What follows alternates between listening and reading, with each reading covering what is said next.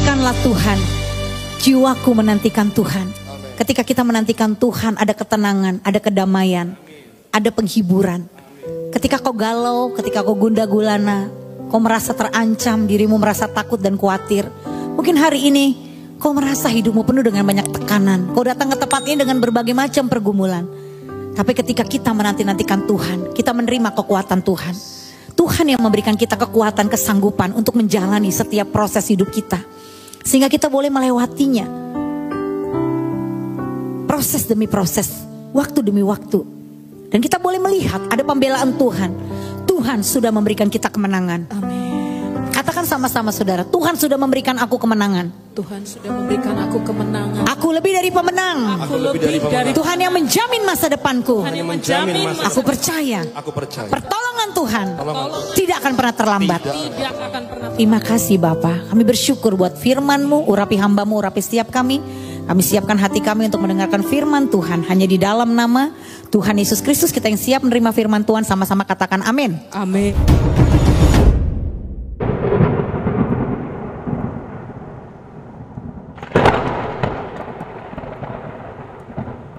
Yes, sebelum duduk kasih high five kanan kirinya, bilang kamu luar biasa. Ya, kita semua luar biasa. Ya, beri tepuk tangan untuk pelayanan praise and worship yang sudah melayani kita hari ini, luar biasa. Silakan duduk Bapak Ibu, semangat. Waduh, luar biasa nih jemaat GBI Kamboja, ibadah ke-6. Tepuk tangan buat kita semua yang semangat. Ada yang dari jalan-jalan, acara family time. Ada yang juga baru bangun tidur siang karena cukup lelah sepanjang Senin sampai Sabtu bekerja. Tapi yang saya lihat dari depan sini wajah Bapak Ibu penuh dengan senyum. Ya, itu tanda bahwa Bapak Ibu mengalami kasih setia Tuhan. Amin. Wah, luar biasa. Tepuk tangan sekali lagi buat kita semua yang semangat. Saya juga semangat saudara ya, dari jam 6 pagi sudah keluar dari rumah ke Karawaci dulu baru ke sini. Tapi oleh anugerah Tuhan kita bisa dipertemukan dalam keadaan sehat ya.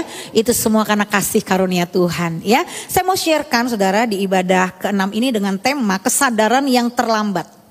Yuk baca sama-sama, kesadaran yang terlambat. Katakan saudara, kesadaran yang terlambat. Bahasa kerennya itu tell me. Tahu arti tell me?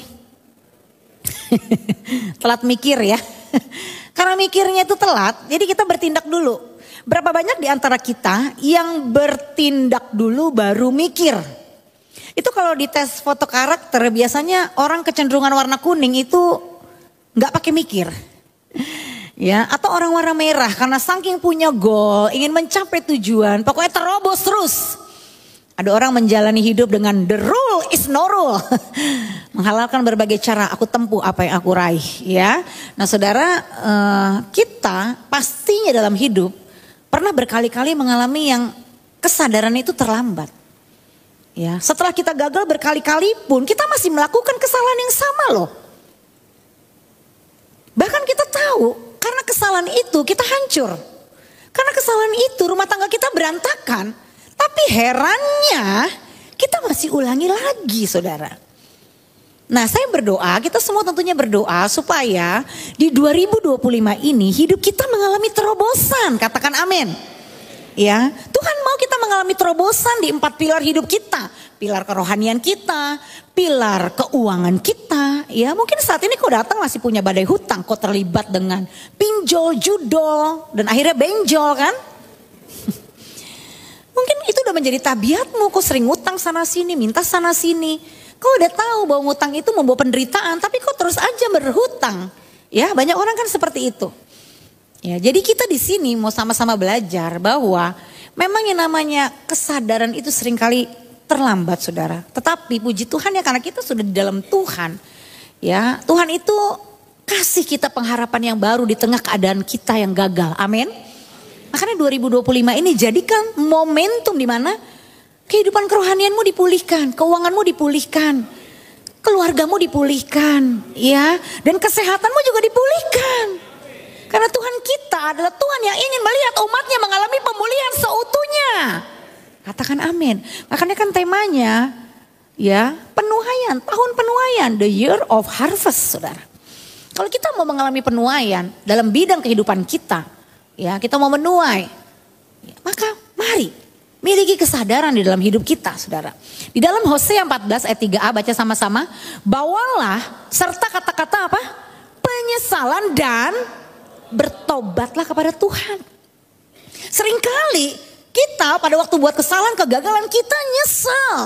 Kita nangis sampai keluar air mata, air ingus, air liur. Kita nangis.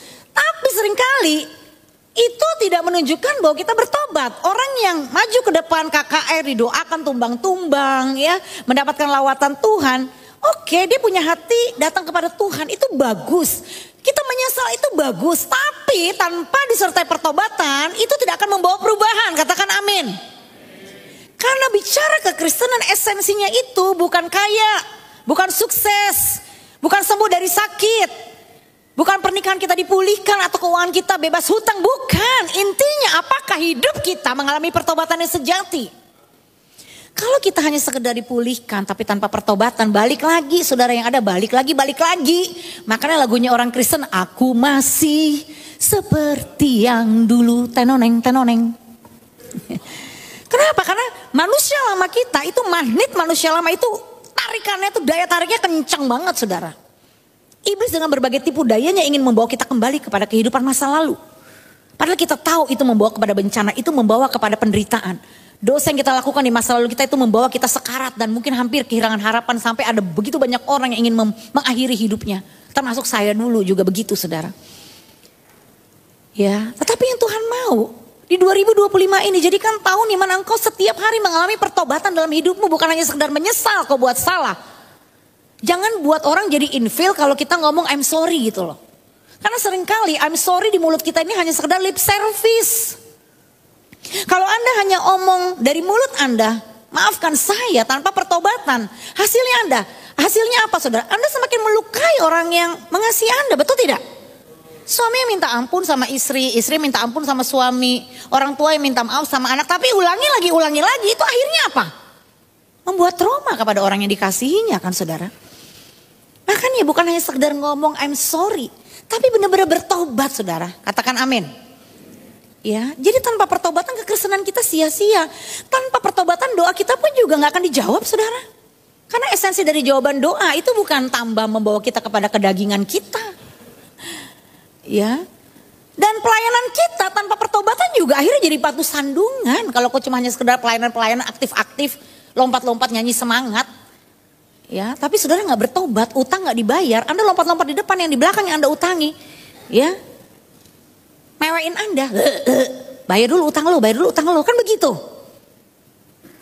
Ya kenapa? Karena esensinya itu di pertobatannya. Yesus mati di kayu salib. Ya, dan firman Tuhan yang Tuhan sampaikan ketika Tuhan Yesus pertama kali berkhotbah itu udah jelas. Kerajaan Allah telah datang, bertobatlah dan percayalah kepada Injil. Jadi di zaman Tuhan Yesus khotbahnya itu cuma satu sesi saudara ya. Temanya tentang apa? Kerajaan Allah, dan itu berbicara esensinya apa? Pertobatan. Anda sadar bahwa khotbah Tuhan Yesus itu temanya bolak-balik tentang apa? Pertobatan, karena itu esensi. Panggung, lighting, musik yang keren tadi, ya dengan semua yang ada fasilitas di gereja ini, itu bukan esensi. Tanpa ini pun kita masih bisa beribadah. Contohnya mati lampu dan gak ada genset, kita bisa gak tetap beribadah dengan lampu yang gelap? Oh bisa. Gak ada mic ini juga masih bisa saudara. Ya mungkin ada toa di mana saya gak tahu disimpan kalau terjadi apapun. Saya kan gak mungkin ngomong begini teriak-teriak halo. Ya mungkin kita bisa kasih toa yang tanpa listrik. Ya karena semuanya ini hanya aksesoris. Tanpa ini semua kita masih bisa ibadah sama Tuhan, amin. Tapi esensinya di mana? Di pertobatan hati kita. Makanya bukan hanya sekedar menyesal. Kalau Anda hanya sekedar menyesal itu tiada guna saudara. Itu tidak akan mengubah hidup Anda. Hidup Anda dan saya kita bisa nikmati. Kita akan bisa menjadi orang yang paling berbahagia di bumi ini dengan apapun problem dan masalah kita. Ketika kita bertobat datang sama Tuhan, amin. Ya, jadi orang Kristen sejatinya itu setiap hari harus bertobat. Katakan setiap hari harus bertobat. Ya, tiap hari, bukan bertobat prinsip percaya Yesus di KKR terus selesai habis didoain. Ya, makanya di Amsal 3 ayat 21 baca sama-sama, hai anakku, Janganlah pertimbangan dan kebijaksanaan itu menjauh dari matamu. Katanya apa? Peliharalah itu. Setelah kita menerima Yesus sebagai Tuhan, mau di KKR, mau di ibadah, di retret, di apapun, whatever. Anda dan saya terpanggil, mungkin bisa di kamar sendirian kita mengalami Tuhan. Tetap kita harus memeliharanya setelah itu, amin. Kalau nggak ada maintenance, gedung ini pun ambruk, gedung ini pun hancur saudara. Apapun yang tidak dipelihara itu akan menurun kualitasnya. Nah kan suamimu tidak kau pelihara, istrimu tidak kau pelihara dengan baik, anak-anakmu tidak kau pelihara dan rawat dengan baik, pasti terjadi downgrade dalam hidupnya. Makanya banyak orang yang sakit jiwa kan di akhir zaman ini. Kenapa? Karena tidak memelihara, tidak memaintain. Pernikahan seindah apapun pada waktu ketika kau membangun hubungan masa-masa pacaranmu, ya gunung tinggi akan kudaki, ya lautan di seberang akan ku seberangi. Demi berjumpa dengan dikau kekasih hati. Iya itu belum nikah. Udah diberkati dalam pemberkatan nikah. Pulang ada Gojek pulang sendiri. Ya, dulu sebelum nikah sayang-sayangan, semua love. Apalagi ini hari Valentine. Wah, my sweet Valentine. My babe. Aduh saudara. Tapi setelah menikah jambak-jambakan. Ya, love-lovean. Sebelum menikah lovely bird, setelah menikah angry bird. Mate lo di mana? Kita bisa gedek dongkol. Ya, wah kebencian itu yang paling mutlak pasti sering terjadi dalam yang namanya keluarga. Karena disitulah strategi iblis ingin menjatuhkan banyak anak-anak Tuhan. Kenapa? Karena banyak anak Tuhan nggak memaintain. Ya, pengennya cepet-cepet nikah. Belum menikah udah panggil papa mama. Udah menikah lu gue. Romantis hilang saudara. Kenapa? Pernikahannya kissing, petting, banting, bunting. Iya, ngeresep banget deh kalau pacaran. Bisa berkobar-kobar, all out. Sampai kenalan di online, gaji semua bisa dikasih. Habis itu kekasihnya ghosting, mati dia bunuh diri. Ya kan? Kejadian kan begitu kan? Bucin kan? Kita mengalami dalam kehidupan kita sering kali itu ya. Kita tuh punya masalah bukan karena Tuhan kasih masalah ke kita. Tuhan tuh gak pernah kasih masalah. Kita yang cari masalah sendiri saudara. Masa ada orang bilang, aku bangkrut karena Tuhan. Kok bisa-bisanya ngomong gitu? Tuhan buat bisnisku bangkrut. Jahat amat ya Tuhan ya. Kita aja sebagai orang tua gak akan buat bisnis anak kita bangkrut, bener gak? Masa Tuhan dibilang bisnis saya bangkrut karena Tuhan? Padahal dia ngelola keuangan gak bener. Uang bisnis dipakai uang hidup. Dicampur-campur lah itu uang perusahaan dengan uang pribadi. Ya gimana gak hancur bisnisnya saudara? Tapi giliran hancur, Tuhan buat bisnis aku hancur. Ada juga yang bilang, Tuhan izinkan buat pernikahan saya bercerai. Waduh saudara. Berani sekali manusia akhir zaman ini. Mengatasnamakan apa-apa Tuhan. Saudara, 90% lebih persoalan dalam hidup kita semua termasuk saya itu bukan karena Tuhan, tapi karena kesalahan kita. Karena kesadaran kita terlambat. Dan hari ini Tuhan mau kita merendahkan hati bertobat. Amin. Ya, karena apa? Baca sama-sama. Orang bijak sadar sebelum kejadian. Orang bodoh sadar setelah kejadian. Saya dan Anda setiap kita pernah melakukan kebodohan. Bahkan gak apa-apa kita mengaku, ya saya bodoh, gak apa-apa. Selama kita mau belajar kita bisa jadi pintar. Amin. Karena kita sadar kita bodoh, kita belajar. Kalau gak paham mendidik anak, belajarlah parenting. Jangan terus-terusan sikat tuh anak. Larang terus. Bisanya ngelarang, puji gak pernah, apresiasi gak pernah. Doain gak pernah, bisanya nuntut doang. Ya coba belajar jadi parenting yang baik. Anak-anak muda belajar, upgrade diri, jaga tubuhmu, jangan jual murah tubuhmu. Digrepe-grepe, serahin diri. Aduh saudara. Ya, coba jaga tubuhmu tuh punyanya Tuhan gitu loh. Nggak dipakai sembarangan untuk percabulan. Jaga, belajar. Coba gimana caranya membangun hubungan yang sehat dalam pranikah. Supaya pernikahanmu tuh benar, belajar dong. Mau jadi sarjana aja harus belajar 4 tahun minimum. Ya paling cepat juga 3 tahun kalau di luar negeri. Bener gak? Ya mau jadi suami yang baik, mau jadi istri yang baik, belajar dong. Masa gak mau belajar? Kita boleh bodoh. Karena kita semua tuh gak bisa ahli di semua bidang, betul tidak? Kita perlu belajar. Bodoh oke, tapi jangan bodoh tuh dipiara gitu loh Bapak Ibu. Ya, kalau sadar bodoh ya belajar supaya pintar, 100 anak-anak. Aduh, saya jadi ibu guru ini di sini. Karena saya juga orang bodoh. Saya juga orang yang tidak bertumbuh dalam tata krama yang baik. Saya dari keluarga yang broken home. Saya punya alasan untuk bilang apapun, untuk bilang diri saya nggak mau berubah. Ya, saya juga sebelum bertobat dugem, free sex, cabul itu udah setiap hari kok. Rokok 4 bungkus, minuman keras di lemari, tenggak-tenggak obat biasa, itu hari-hari saya. Tapi kan itu dulu, bilang sama-sama dulu.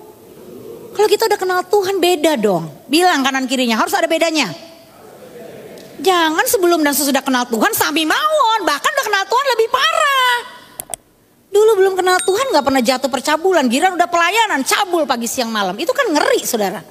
Anggap remeh kasih karunia Tuhan. Banyak loh kejadian seperti itu saudara, makanya hidup itu harus di-maintain.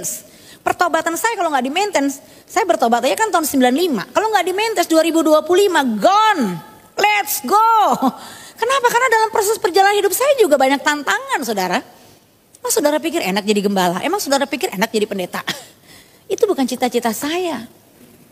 Ya, saya tahu saya ada di posisi hari ini karena semua itu rencana Tuhan saudara. Karena kalau bukan rencana Tuhan gak mungkin orang seperti saya tuh mau jadi pendeta. Waktu mama saya menubuatkan, Sandy, Mervin, Reki, Heski, keempat anak papa mama semua jadi hamba Tuhan. Maksudnya jadi pendeta. Saya tuh langsung ngomong, amit-amit jebak baik, najis gue jadi pendeta. Orang saya backgroundnya keras kepala, berontak, pahit. Liar saudara, bagaimana mau jadi pendeta? Lah kalau pendetanya model saya gimana jemaatnya gitu kan. Pikiran saya saat itu. Tapi benar saudara, ketika saya mengenal Yesus itu ada perubahan. Amin. Karena benih yang di dalam diri saya, benih dosa itu diganti benih yang kudus. Saya statusnya bukan lagi menjadi hamba dosa. 2 Korintus 5 ayat 17 itu merema dalam hidup saya. Jadi barang siapa ada di dalam Kristus, ia adalah ciptaan yang baru. New creation. Yang lama sudah berlalu, yang baru sudah datang. Sehingga walaupun dulu cara hidup saya liar, ya nggak ada batasan, free, semua serba free. Pokoknya nggak ada batasan. Semua dosa udah pernah dilakukan, termasuk membunuh. Ya, karena pernah mengaborsi juga, saudara. Saya bukan yang membanggakan hal itu bukan kebanggaan lagi. Cuma maksudnya di sini saya ngomong, saya bukan dari latar belakang yang baik-baik saja. Tapi sejak kita kenal Yesus harus berbeda dong, Bapak Ibu, amin. Saya mau saudara-saudara kita sebagai saudara seiman, keluarga di dalam Tuhan, ayolah sadar. Yesus yang mengubah hidup kita, Bapak Ibu Saudara, amin. Teman-teman anak muda, amin. Ayo berubahlah. Jangan selamanya kita mau dibodoh-bodohin iblis. Ingat Tuhan punya rencana, tapi iblis juga punya rencana ingin menjatuhkan kembali hidupmu. Smart, jadilah orang yang smart. Yang bisa berpikir akan akibatnya saudara. Ya, makanya lebih baik mengantisipasi daripada mengobati. Karena kalau udah jatuh ke jurang, itu nolonginnya aja. Orang yang di atas harus turunnya itu mati. Membutuhkan pengorbanan saudara. Makanya saya bilang kepada generasi muda, kita tuh lebih bagus bangun jembatan. Jadikan contoh-contoh di depanmu, orang tuamu mungkin, tantemu, ommu, engkongmu, yang pernah mengalami kegagalan, orang tua temanmu yang kau lihat, cekcok mulu, bahkan sampai bercerai. Jadikan dong itu pembelajaran. Makanya pelayanan anak muda itu kan pelayanan membangun jembatan. Kalau kita yang udah ngalamin kadung, udah jatuh ke jurang, jangan sampai anak-anak kita ikut jatuh ke jurang. Kan begitu Bapak Ibu, benar gak? Kita mengantisipasi, kita mendidik dia dengan cara yang benar. Kalau kita nikahnya hamil di luar nikah, kita nikah. Jangan sampai anak kita ikut juga nikahnya karena hamil di luar nikah. Kan gitu. Benar gak Bapak Ibu? Ini jangan engkongnya udah hamil di luar nikah. Papa mamanya hamil di luar nikah. Anaknya hamil di luar nikah. Cucunya hamil di luar nikah. Cicitnya semua pokoknya kalau nikah tuh karena hamil gitu loh. Ada loh keluarga kayak gitu loh saudara. Ya kita kan harus berubah. Generasi di bawah kita harus lebih baik dari kita. Amin. Kita bisa buat salah, tapi pastikan anak kita lebih baik dari kita. Jangan kita nyuruh buat salah, anak kita ngikutin yang salah. Makanya orang tua harus bertobat. Tidak ada anak yang bermasalah, yang ada orang tua yang salah dalam mendidik anak. Sehingga anaknya jadi bermasalah. Karena itu turun saudara. Kalau Anda gak bertobat, dosa itu diwariskan pada keturunan ketiga, keempat. Makanya ada istilah dosa turunan. Kenapa ada istilah dosa turunan? Karena tidak bertobat. Kalau kita bertobat, putus generasinya. Ya kutuk itu putus, amin. Kita bangun generasi yang baru. Makanya papa mama saya waktu menikah, saya sudah di kandungan ibu saya 3 bulan. Hamil 2 nikah. Tapi waktu saya bertobat. Saya jaga pernikahan saya pacaran tidak ada pegang-pegangan tangan. Saya buat keputusan, saya mau jaga kekudusan. Jadi wedding kiss kami di pemberkatan nikah di gereja itu waktu dibuka cadarnya dia kiss saya itu benar-benar the first wedding kiss. Tapi kalau wedding kiss orang lain tuh udah ke 10, 20 mungkin udah apa tadi semuanya. Ya. Kenapa? Karena kita gak mau belajar. Saya sadar orang tua saya punya kelemahan di kutuk kawin cerai, perjinan. Jadi saya itu bertobat. Saya gak mau apa yang dilakukan nenek moyang saya kembali kepada saya. Halo, amin Bapak Ibu. Saya ini ingin berbagi hidup. Kita punya kesempatan semua untuk menjadi sukses dan berhasil. Bukan dari ukuran manusia. Amin Bapak Ibu ya. Tapi kita mau di-update punya value. Hidup itu bukan hanya sekedar jadi orang baik. Bukan. Orang dunia gak kenal Tuhan banyak yang baik kok. Tapi masalah kita mau hidup bangun value. Katakan value. Ya nilai-nilai dalam hidup kita nih. Tipe manakah Anda? Dalam hal pakai helm aja ya. Ada yang otaknya di speedo, ada yang otaknya di dengkul, ada yang otaknya di tangki. Ya, ada yang otaknya ditaruh di sikut, ada yang otaknya nggak ada. Ada yang otaknya terlindungi karena dia pakai helm. Oh cuma 100 meter kok pastor, saya naik motor. Anda tahu banyak orang yang dari jarak dekat itu bisa kecelakaan dan bocor kepalanya. Karena tidak pakai helm. Teman papi saya itu meninggal karena ketubruk rel kereta, ketubruk kereta saudara. Karena udah kereta lewat dia terobos saja. Di mana perlindungan Tuhan? Di mana perlindungan Tuhan? Anda yang salah. Anda tidak mengantisipasi, Anda tidak waspada. Aturan Anda terobos, ya Anda terima konsekuensinya. Ya, parenting dan penyesalan orang tua yang terlambat karena anak tumbuh semakin cepat, secepat kilat, saudara ya. Udah paket kilat sekarang, anak dulunya masih setahun, tiba-tiba udah 10 tahun, tiba-tiba udah kawin lagi. Udah gede, udah nikah aja, udah punya cucu kita. Dulu tuh anak saya tuh kecil-kecil, sekarang udah lebih tinggi semua dari saya. Cepat. Ya waktu begitu cepat. Nih ngeri kesadaran yang terlambat. 6 bulan nikah si Umar kaget ternyata istrinya pria. Waduh repot urusannya. Ya suamiku ternyata perempuan. Kisah pilu Ida Susanti jadi korban diduga keluarganya Yusuf Hamka. Ini ngeri saudara. Waduh. Makanya pranikah itu jangan diperbudak cinta dong. Buka mata lebar-lebar. Kalau udah nikah gak bisa buka mata lebar-lebar. Tutup matamu hanya satu. Suamimu atau istrimu. Kalau belum nikah tuh buka mata lebar-lebar, lihat. Bibit bebet bobot tuh tetap penting. Kalau sebelum nikah aja udah bolak-balik cabul mulu. Ya udah nikah ya tetap balik begitu. Jangan pikir daripada gue jatuh mulu dosa perjinahan, gue kepelacuran mulu, gue kawin Nanti lu udah kawin juga lu tetap kepelacuran. Orang kan ukurannya pertobatan masa single dong. Ya, single aja gak bertobat apalagi udah double, tambah jadi dia saudara. Ada istilah makanya apa? Bosen lah dengan pasangan. Hidup cuma sekali, puas-puasin. Makanya orang banyak yang menjadi agnostik kan. Gak percaya lagi kepada Tuhan. Kenapa? Kalau percaya Tuhan gak boleh buat dosa. Gue pengen bebas, hidup cuma sekali, gue pengen bebas-bebasnya. Agnostik dia tuh, punya anak 6, saya pernah lainin perempuan. Dari setiap pria yang berbeda. Anak pertama prianya beda, anak kedua prianya beda. Itu agnostik, bebas sebebas-bebasnya. Setelah mati tidak ada kehidupan. Ya, pilihan di tangan Anda kok. Kita ngomong belak-belakan aja fair-fairan. Tapi setiap akibat yang kita buat itu selalu ada konsekuensinya. Betul tidak? Makanya jadilah orang yang bijak saudara. Ya, kata-kata sadar diri itu jadikan sebagai refleksi hidup. Kenapa? Karena pada akhirnya cara menyesal terbaik bukanlah berkata seandainya saja. Melainkan terus melangkah sambil terus memperbaiki diri. Katakan tidak ada kata terlambat untuk berubah. Ya, hari ini kita berubah. Amin. Setiap hari kita berubah menjadi lebih baik. Ya, ini teman saya kisah nyata Tim dan Carol. Kami resmi bercerai tapi Tuhan bisa pulihkan. Udah ketok palu di pengadilan. Tapi karena mereka merendahkan hati. Lewat istrinya bertobat lebih dulu. Meremukkan hati di hadapan Tuhan. Dia bertobat. Suaminya kembali dan rumah tangganya dipulihkan. Mereka sekarang dipakai Tuhan menjadi pembicara keluarga. Yang memberkati banyak pernikahan. Bisa tuh saudara dipulihkan. Kalau bertobat apa sih yang gak bisa? Amin. Kuasa Tuhan tidak terbatas saudara. Jadi pentingnya kesadaran diri itu namanya self awareness. Ayo angkat tangan kanan tepuk jidat semua. Sadar. Oi sadar.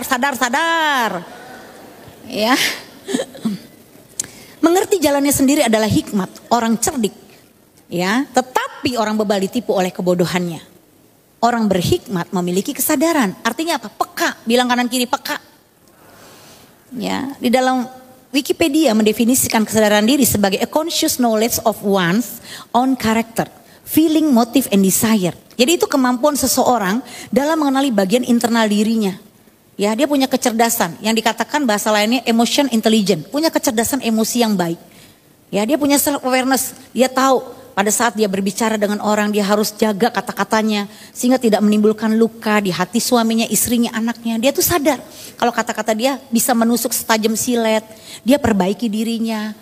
Ya, dia sadar dia tuh korban dilukai orang tuanya, tapi dia sembuh dari mental korbannya. Dia mau mengampuni masa lalunya, amin, dan memperbaiki dirinya. Itu orang yang cerdas emosi. Makanya kesadaran diri adalah keseluruhan bagian internal kita yang meliputi apa? Pikiran. Di pikiran tuh ada apa? Ada nilai, ide, paham. Di emosi itu ada perasaan, ada keinginan, ada intuisi. Ya, di perilaku itu ada kecenderungan, karakter dan motif serta dampaknya bagi orang lain dan bagi diri kita sendiri. Sadar dong kalau kata-katamu melumpuhkan karakter suamimu, istrimu atau anakmu, ya berubahlah gitu loh. Kok gak mudeng-mudeng juga sih? Kenapa kalau ngomong mesti teriak-teriak terus sih? Bisa gak ngomong dengan baik-baik? Jawab. Bisa gak ngomong dengan baik-baik? Bisa.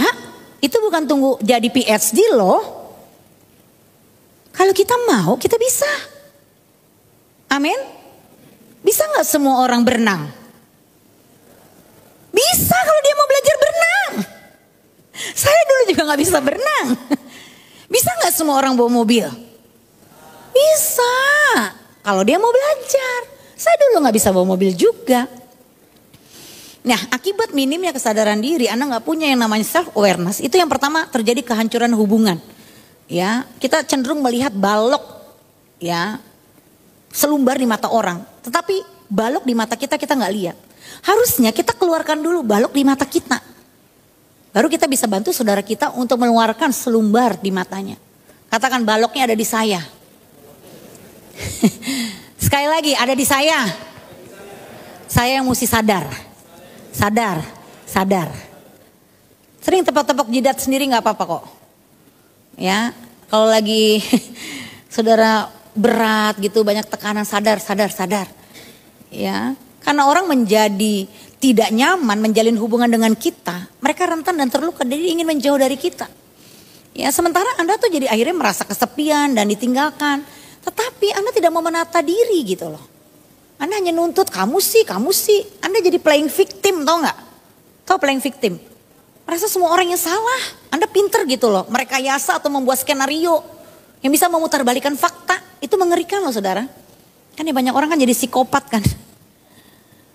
Ya, NPS atau apa itu punya kepribadian ganda gitu. Hanya untuk apa? Ya gitu. Ya, tapi dia tidak mau menata dirinya. Anda merasa kesepian dan ditinggalkan, namun Anda tidak mau menata diri, malah menyalahkan. Ya, akhirnya mentalnya apa? Mental korban. Ya, saya selalu jadi korban. Saya ini hancur karena kamu. Padahal Anda hancur karena pikiran Anda sendiri. Saya hancur, dulu hidup saya hancur bukan karena papa saya, sekalipun papa saya memang berbuat salah. Tapi saya hancur karena pikiran yang sakit hati kepada papa saya. Saya tidak mengizinkan Roh Kudus membalut luka saya. Ya, sehingga saya takabur merasa lebih baik. Akhirnya saya jatuh juga di dosa yang sama seperti yang papa saya buat, saudara. Itu selalu putar-putar akhirnya di situ dalam lingkaran setan. Yang kedua, akan terjadi namanya kehancuran hidup. Ada jalan yang disangka orang lurus tetapi ujungnya menuju maut. Anda tuh pikir jalan Anda benar, padahal papa Anda salah, mama Anda salah, bos Anda salah, anak Anda salah. Tapi kan ada bagian Anda yang harus Anda benahi dong. Saya punya prinsip gini, kalau saya ada konflik sama suami, sama anak, sayanya yang harus benar dulu. Amin. Saya gak mau menuntut suami, saya gak mau menuntut anak. Tuhan, apa yang harus saya rubah? Ada karakter apa yang Tuhan saya harus dibentuk nih? Saya gak mau fokus suami, saya gak mau fokus anak. Sandy nih Tuhan yang harus berubah, Sandy Sunjak harus bertobat. Begitu respon saya benar, berubah sendiri tuh. Karena saya berubah juga bukan karena dipaksa. Amin saudara. Kita semua gak ada yang suka dipaksa. Semua kalau lahir dari hati itu akan menyenangkan, itu akan membahagiakan. Ya, jadi jangan izinkan iblis menipu daya dirimu sehingga kau hancur. Karena kalau Anda jalan di luar Tuhan, Anda jalan di jalan Anda sendiri, ujungnya pasti maut, saudara. Seperti anak bungsu ini sadar setelah nyaris mati. Mati di mana? Di kandang babi karena kelaparan. Padahal bapaknya kaya. Tapi karena dia sadar, dia kembali ke rumah bapaknya, dia aman, dia selamat. Demikian juga dengan hidup kita. Sehancur apapun hidup kita, Saya pun hancur saudara. Tapi ketika kita mau datang merendahkan hati kepada Tuhan, memberi diri kita kepada Tuhan, Tuhan jamin masa depan kita. Amin. Saya dapat suami itu original saudara. Artinya apa? Perjaka tulen.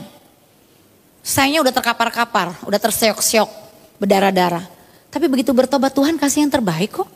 Dan bukan berarti kalaupun masa lalu saya kelam, saya bukan yang terbaik buat suami saya. Kami sama-sama jadi yang terbaik karena kami dipulihkan Tuhan. Amin. Iya, tepuk tangan buat Tuhan. Engkau para wanita, kalau kau kehilangan keperawananmu, jangan kau akhiri jadi merusak dirimu selamanya dengan pikiran siapa yang mau menikahi saya. Kalau bicara keperawanan, saya juga dari kecil dilecehkan, saudara udah gak perawan dari umur kelas 5 SD 11 tahun. Tapi kan bukan berarti saya gak punya masa depan, kuncinya pertobatan saya. Ketika saya mau bertobat, Tuhan kasih masa depan yang cerah. Saya punya 3 anak perempuan sekarang, semuanya kita satu keluarga melayani Tuhan. Ketiga adik saya pun hancur, sekarang punya pernikahan yang bahagia. 2 jadi pendeta di California, melayani di USA, 2 di Jakarta. Kita sekeluarga melayani Tuhan. Kita punya masa depan yang cerah. Anak-anak kita semua melayani Tuhan. Keadaan kita menjadi baik. Generasi bisa dipulihkan. Kenapa? Karena ada pertobatan. Sadar saudara, sadar? Kalau Anda punya, aku ingin punya masa depan yang cerah. Dikit-dikit darah Yesus. Kalau ngomong rohani sekali. Tapi Anda gak bertobat, gak ada efek saudara. Bukan Anda ngomong di mulut darah Yesus, kalau Anda gak bertobat apa kuasanya darah Yesus? Darah Yesus itu kan berkuasa waktu kita apa? Meresponi penebusan Yesus di kayu salib untuk dosa kita kan? Kita sadar kita orang berdosa, tidak ada satupun kita tidak pernah berbuat dosa. Saya berbuat dosa, Anda berbuat dosa. Tapi yang terpenting itu bukan seberapa banyak dosa kita. Tapi mau gak kita merendahkan hati bertobat? Berbalik arah, amin. Sehingga hidup kita bisa dipulihkan, ada masa depan saudara, percayalah. Tuhan itu tidak merancangkan kecelakaan atas hidup kita, Tuhan selalu merancangkan yang baik. Yang ketiga akibatnya degradasi kualitas hati. Engkau terjadi downgrade, kualitasmu menurun. Ya, setiap jalan orang adalah lurus menurut pandangannya sendiri, tetapi Tuhanlah yang menguji hati. Makanya hati itu penting. Betapa liciknya hati, lebih licik daripada segala sesuatu. Hatinya sudah membatu, siapa yang dapat mengetahuinya? Kalau kita terus aja melanggar, akhirnya hati nurani kita kan tumpul, gak ada lagi yang bunyi, kamu salah, ayo minta maaf. Ketika dia ngomong kamu salah, apa sih ngomong-ngomong salah? Biarin, hidup suka-suka gua. Kayak saya dulu gitu ya, hidup gua, suka-suka gua. Ya akhirnya kan saya rugi sendiri saudara. Hidup kita bukan milik kita, katakan hidup saya bukan milik saya. Tuhan sudah beli lunas hidup saya. Jadi mulai hari ini, camkan baik-baik, hidupmu tuh milik Tuhan. Amin. Makanya berjalanlah menurut kehendak Tuhan, kok aman. Karena tanpa kesadaran diri, hati kita akan mudah jatuh dalam dosa, bahkan menjadi keras. Ya, kesadaran diri memampukan kita memeriksa apakah jalan hidup kita sudah sesuai atau melenceng dari firman Tuhan. Ya, jadi jangan cuma ngomong seandainya aja, seandainya Anda terus menyesali, nggak ada gunanya penyesalan, saudara. Udah terjadi ya udah, dijalani. Yang penting Anda bertobat, ada pengharapan, dan pengharapan di dalam Tuhan itu tidak akan pernah mengecewakan. Tuhan jamin masa depan kita, nggak usah takut, saudara. Amin. Keuangan anak cucumu, masa depan anak-anakmu, percayalah. Saya sangat percaya Allah kita, Allah yang memegang kendali akan masa depan kita. Dan Tuhan itu sudah merancangkan semua yang terbaik untuk kita anak-anaknya. Anda mau sadar hari ini? Miliki self awareness, peka, bertobat, balik sama Tuhan, amin. Kalau Anda mau, mari kita bangkit berdiri bersama-sama. Kita datang kepada Tuhan. Terima kasih Bapa buat kebenaran firman-Mu yang mengubah cara berpikir kami. Tuhan tidak pernah melihat masa lalumu. Yang penting hari ini dan ke depan, apa yang menjadi keputusan-Mu. Jangan izinkan masa lalumu kembali lagi menarik engkau. Hari ini bertobatlah, sadarlah bahwa kita milik Tuhan. Katakan saya milik Tuhan. Saya milik Tuhan. Saya sudah ditebus oleh darah Yesus. Bukan dengan emas, bukan dengan perak, tapi dengan darah yang mahal. Darah yang tak bercacat, darah yang tak bernoda. Di hadapan Tuhan, saya kudus. Saya kudus. Saya tidak bercacat. Saya tidak bercacat. Saya diciptakan. Saya diciptakan segambar dengan Allah. segambar dengan Allah. Terima anugerah Tuhan, terima pengampunannya saudara.